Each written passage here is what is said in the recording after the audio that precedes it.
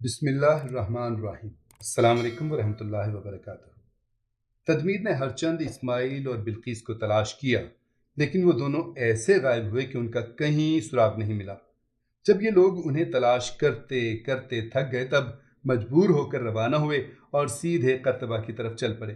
درمیانی میدان کو طے کر کے وہ دریا وادی الکبیر پر پہنچے۔ اندلس میں دو ہی دریا بڑے ہیں، ایک ٹیگس اور دوسرا وادی الکبیر، مگر یہ دونوں کچھ ایسے نشیب میں بہتے ہیں کہ ان سے آبپاشی نہیں کی جا سکتی ہے، اس لیے ان دریاؤں سے ملک کو کچھ بھی فائدہ نہیں ہے۔ انہوں نے وادی الکبیر کو عبور کیا اور اب قرطبہ کی طرف بڑھے۔ انہیں معلوم ہوا کہ راڈرک 90,000 لشکر لے کر آ گیا ہے اور قرطبہ میں مقیم ہے۔ چونکہ دریائے الکبیر سے قرطبہ کچھ دور نہیں، اس لیے یہ بھی جلد ہی وہاں پہنچ گئے۔ شاہی لشکر شہر سے باہر خیمے ڈالے پڑا تھا۔ جہاں تک نظر جاتی خیموں کا ایک شہر آباد ہوا نظر آ رہا تھا۔ راڈرک قرطبہ میں ٹھہرا ہوا تھا۔ تدمیر بھی لشکر کے کنارے جا ٹھہرا۔ اس کے آنے کی اطلاع قریب قریب تمام سپاہیوں اور افسروں کو ہو گئی۔ سب کو اس کی آمد سے خوشی ہوئی تھی۔ شاہ راڈرک کو بھی معلوم ہو گیا۔ اسے اشتیاق تھا اس عربی کو دیکھنے کا جس کی بابت تدمیر نے اپنے عریضے میں لکھا تھا کہ اس نے ایک آدمی کو گرفتار کر لیا ہے، مگر وہ سب سے زیادہ بلقیس کے دیدار کا اشتیاق رکھتا تھا۔ تدمیر کے آنے کی اطلاع ملتے ہی وہ اٹھ کھڑا ہوا اور چند افسروں کو ساتھ لے کر شہر سے باہر نکلا۔ اس کے باہر آتے ہی سارے لشکر میں ہلچل مچ گئی۔ سب ہوشیار اور مستعد ہو گئے، چونکہ یہ کسی کو خبر نہیں تھی کہ بادشاہ باہر کیوں آیا ہے۔ اس لیے کوئی یہ نہیں کہہ سکتا تھا کہ وہ لشکر میں کس طرف آئے گا، اور اس لیے تمام فضولیات چھوڑ چھاڑ کر استقبال کے لیے مستعد ہو گئے۔ راڈرک نے لشکر میں آتے ہی یہ دریافت کیا کہ تدمیر کہاں ہے۔ ایک آفیسر نے اسے بتا دیا اور وہ اسی طرف روانہ ہو گیا۔ کسی نے تدمیر سے جا کر کہا کہ بادشاہ اس طرف آ رہا ہے۔ وہ جلدی سے جنگی لباس پہن کر خیمے سے باہر نکلا اور بادشاہ کی طرف چل پڑا، لیکن اسے چلنے میں دیر ہو گئی اور ابھی وہ لشکر سے باہر ہی نکلا تھا کہ سامنے سے راڈرک اور اس کے ساتھی گھوڑوں پر سوار ہوئے نظر آئے۔ تدمیر وہیں کھڑا ہو گیا اور جب بادشاہ اس کے پاس آیا تو اس نے گھوڑے کی زین پر جھک کر سلام کیا۔ راڈرک نے رک کر کہا، پھر تو تمہارا مقابلہ اس عجیب قوم سے نہیں ہوا جس کا تم نے اپنے عریضے میں لکھا تھا؟ تدمیر، نہیں حضور۔ راڈرک، آخر وہ لوگ آئے کہاں سے ہیں؟ تدمیر، حضور، کوئی نہیں جانتا کہ وہ آسمان سے اترے ہیں یا زمین کے اندر سے نکلے ہیں۔ راڈرک، کتنے لوگ ہیں وہ؟ تدمیر، میں نے صحیح اندازہ تو نہیں لگا، لیکن 7-8 ہزار سے زیادہ نہیں ہوں گے۔ راڈرک نے مسکرا کر کہا، بس اسی قدر ہیں۔ تدمیر، جی ہاں، لیکن وہ اتنے بھی بہت کافی ہیں۔ راڈرک، اس لیے کہ تم انہیں زیادہ بہادر سمجھتے ہو۔ تدمیر، بہادر؟ جہاں پناہ میں نے آج تک ان سے زیادہ بہادر اور شجاع لوگ نہیں دیکھے۔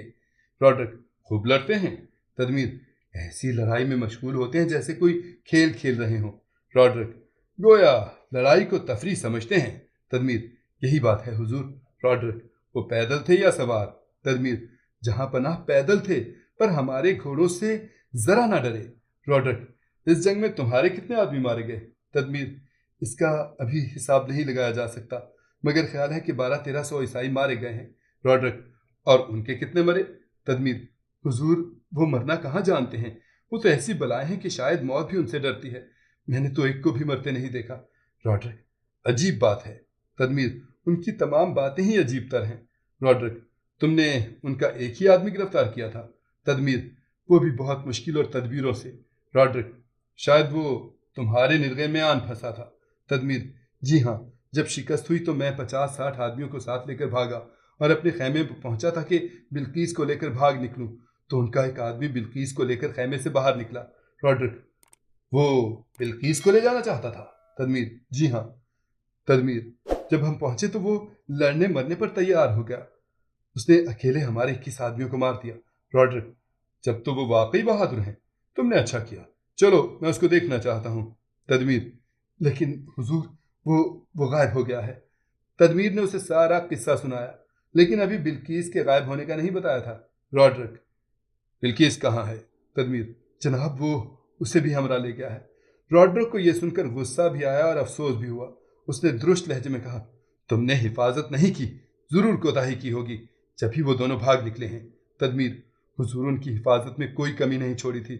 اس کو ہر وقت قید میں بندھا ہوا رکھا جاتا تھا، لیکن پھر بھی آزاد ہو گیا، خود بھی بھاگ گیا اور بلقیس کو بھی لے گیا۔ راڈرک، پھر تم نے تلاش نہیں کیا ان کو؟ تدمیر، 3 روز سے برابر تلاش کرتے رہے، मगर कहीं ना पता चला। मैं बेहद नादिम हूँ हुजूर। रॉड्रिक ने ज़रा जोश के लहजे में कहा। सुनो तदमीर, उन जिनों या इंसानों की मुहिम से फारिग होकर तुम्हारा सबसे पहला काम है कि तुम बिल्कीस को तलाश करो। कल ही लश्कर को कूच का हुक्म दो। तदमीर, बेहतर है। रॉड्रिक वापस चला गया। तदमीर ने अपने आदमी लश्कर के तमाम अफसरों के पास भेज दिया और शाही हुक्म की इत्तला दे दी। दूसरे रोज़ ज़रा दिन चढ़े, रॉड्रिक तमाम लश्कर के साथ दरियाए वादियुल कबीर की तरफ रवाना हुआ। मैदान जंग में ईद। इमामन और उसके साथ जाने वाले मुसलमान तदमीर और उसके साथियों के ताक़ुब से वापस आ गए थे। उन्होंने वो रात बेकरार और फ़िक्र तशवीश के आलम में गुजारी। जब सुबह हुई तो उन्होंने तलाश किया कि वो कौन शख्स था और उसका हुलिया क्या था। पहले तो हज़रत तारिक बिन ज़ियाद रहमतुल्लाह अलैह ने इमामन से ही पूछा उसका हुलिया क्या है, मगर इमामन ने कह दिया कि वो तमाम अरबों को एक ही समझता है, इसलिए वो कोई ख़ास निशानी नहीं बता सकता। अब सिपाहियों और अफसरों की जांच पड़ताल शुरू हुई। दोपहर के वक्त ये मालूम हुआ कि वो इस्माइल थे। इस्माइल 500 सिपाहियों पर सालार थे। उनका दस्ता इस ख्याल में था कि शायद वो सिपह सालार हज़रत तारिक बिन ज़ियाद रहमतुल्लाह अलैह के पास रह गए हैं। सिपह सालार 2 सालारों को नहायत तजर्बाकार और बहादुर समझते थे। उनमें एक जनाब मुगीसुर रूमी और दूसरे जनाब इस्माइल थे। जब हज़रत तारिक बिन ज़ियाद रहमतुल्लाह अलैह को मालूम हुआ कि तदमीर इस्माइल को कैद करके ले गया है तो उन्हें बड़ा रंज हुआ। उन्होंने इमामन को बुलाया। जब वो आ गया तो उससे दरियाफ्त किया कि इमामन, क्या तुम बता सकते हो कि तदमीर किस तरफ भाग कर गया होगा? इमामन, नहीं हुजूर, मैं कल से उसे हर जगह तलाश कर आया हूँ जहाँ उसके होने की उम्मीद थी, मगर वो कहीं नहीं मिला। मेरे ख्याल में वो करतबा जाएगा। हज़रत तारिक बिन ज़ियाद रहमतुल्लाह अलैह, करतबा यहाँ से कितनी दूर है? रास्ते में कौन कौन से मशहूर और बड़े बड़े मकाम पड़ेंगे? इमामन, बहुत दूर है हुजूर। मकामात में अलजज़ायर है, शेडोना है। हज़रत तारिक बिन ज़ियाद रहमतुल्लाह अलैह, क्या उस तरफ फ़ौजी छावनियाँ हैं या कोई कला? इमामन, नहीं हुजूर। हज़रत तारिक बिन ज़ियाद रहमतुल्लाह अलैह, क्या उस तरफ जंगजू आबाद हैं? इमामन, हुजूर सारे ईसाई अगर जंगजू नहीं भी तो खूंख्वार ज़रूर हैं। हज़रत तारिक बिन ज़ियाद रहमतुल्लाह अलैह, तो वो गालिबन हमारा मुकाबला करेंगे। इमामन, आपका मुकाबला अंदलुस के चप्पे चप्पे पर किया जाएगा। हज़रत तारिक बिन ज़ियाद रहमतुल्लाह अलैह, मगर उस तरफ कोई सरहदी चौकी तो नहीं है? इमामन, हजूर इसकी तरफ समंदर है। ईसाइयों का ख्याल है कि इस तरफ से कोई दुश्मन कभी हमलावर नहीं हो सकता। हज़रत तारिक बिन ज़ियाद रहमतुल्लाह अलैह, मगर तदमीर यहाँ क्यों था? इमामन, बस इत्तफाक समझे। हज़रत तारिक बिन ज़ियाद रहमतुल्लाह अलैह, अब हमको किस तरफ चलना चाहिए? इमामन, करतबा की तरफ। यकीनन वो करतबा से होकर तला तला जाएगा। हज़रत तारिक बिन ज़ियाद रहमतुल्लाह अलैह, और तला तला अंदलुस का दारुल हुकूमत है। इमामन, जी हाँ। हज़रत तारिक बिन ज़ियाद रहमतुल्लाह अलैह, क्या करतबा में कुछ ज़्यादा फ़ौज रहती है? इमामन, नहीं, कुछ ज़्यादा नहीं रहती, मगर उनके किले नहायत मजबूत हैं। हज़रत तारिक बिन ज़ियाद रहमतुल्लाह अलैह, तुम किले में दाखिल होने का खुफिया रास्ता जानते हो? इमामन, मुझे मालूम नहीं है, ना ही मैं कह सकता हूँ कि कोई खुफिया रास्ता है भी या नहीं। हज़रत तारिक बिन ज़ियाद रहमतुल्लाह अलैह, अच्छा, तुम हमारे साथ रहना चाहते हो? क्या इरादा है? इमामन, मैंने आपके दामन में पनाह ली है, अब आपको छोड़कर कहीं नहीं जा सकता, और वैसे भी यह हमाकत मुझसे सरजद हुई है, और ये हमाकत या गलती इस वजह से हुई, मैंने ये समझा था कि खैमे खाली होंगे, और चूँकि लड़ाई अभी हो रही थी इससे तवक्को भी ना थी कि वो इतनी जल्दी शिकस्त खाकर भाग पड़ेंगे। हज़रत तारिक बिन ज़ियाद रहमतुल्लाह अलैह, मुझे ये ख्याल है कि तदमीर ने आकबत नाअंदेशी करके खुदा न खास्ता उन्हें कत्ल न कर दिया तो।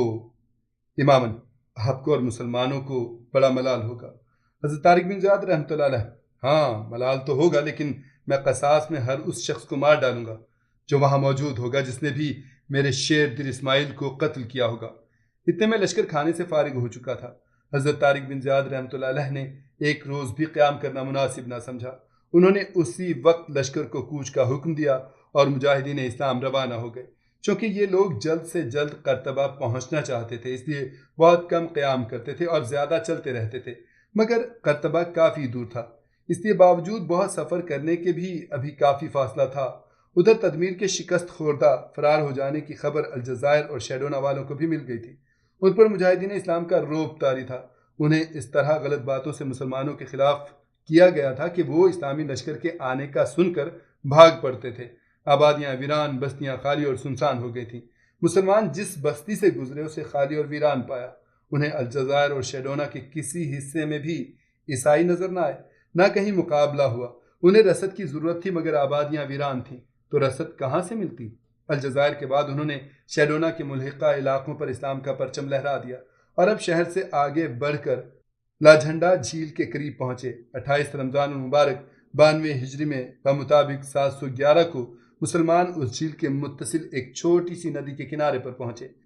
انہوں نے دیکھا کہ عیسائیوں کا ٹڈی دل لشکر کئی میل تک گرد و نواح میں پڑا ہوا ہے، جہاں تک نظر آتی خیموں کی قطاریں نظر آتی۔ مسلمان اس عظیم الشان لشکر کو دیکھ رہے تھے۔ حضرت طارق بن زیاد رحمۃ اللہ علیہ نے فرمایا، مسلمانوں، کیا میں سمجھ لوں کہ تم عیسائیوں کو دیکھ کر گھبرا گئے ہو؟ لیکن میرا دل اس بات کو تسلیم نہیں کرتا۔